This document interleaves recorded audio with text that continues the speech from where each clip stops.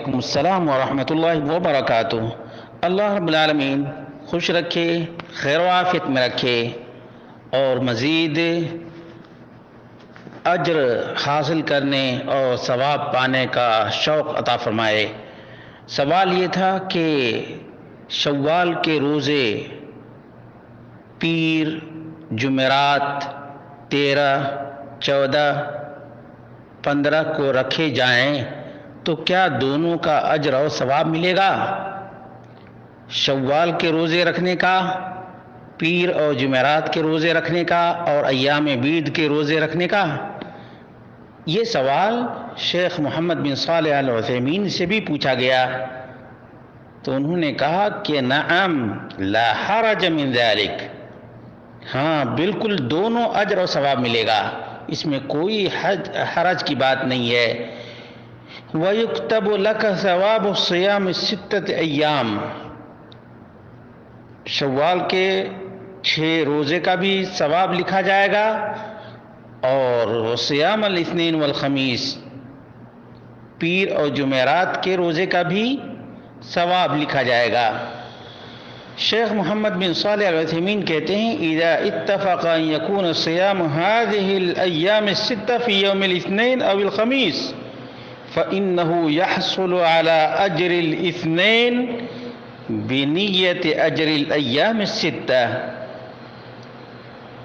اگر اتفاق سے کوئی شوال کے 6 روزے پیر اور جمعرات کو رکھے تو پیر کا اور شوال کے 6 روزے کا اجر و ثواب حاصل ہوگا۔ وَبِنِيَّةِ أَجْرِ يَوْمِ الْاثْنَيْنِ أَوِ الْخَمِيسِ، کیوں یہ بات انہوں نے کہی ہے؟ کیونکہ اللہ کے رسول صلی اللہ علیہ وسلم کی واضح ترین اور صحیح ترین متفق علیہ حدیث ہے انما الاعمال بالنیات وانما لکل امرئ ما نوی، عمل کا دار و مدار نیتوں پر ہے اور ہر ایک کے لیے وہی ہے جس کی اس نے نیت کی ہے۔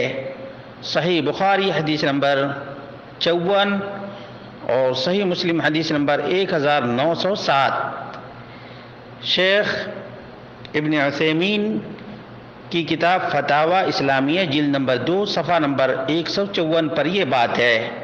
معلوم یہ ہوا کہ مومن کے لیے اللہ رب العالمین اجر اور ثواب حاصل کرنے کے مواقع فراہم کرتا ہے اور انہی میں سے یہ بھی ہے کہ آدمی شوال کے بھی 6 روزے اور پیر، جمعرات اور ایام بیض کے بھی روزے رکھ لے، یعنی روزہ تو پیر ہی کا ہوگا، جمعرات ہی کا ہوگا، ایام بیض ہی کا ہوگا، لیکن اجر اور ثواب دونوں کا، یعنی شوال کے 6 روزے کا اور ایام بیض اور یوم الاثنین، یوم الخمیس، ان تمام کا اجر اور ثواب ملے گا۔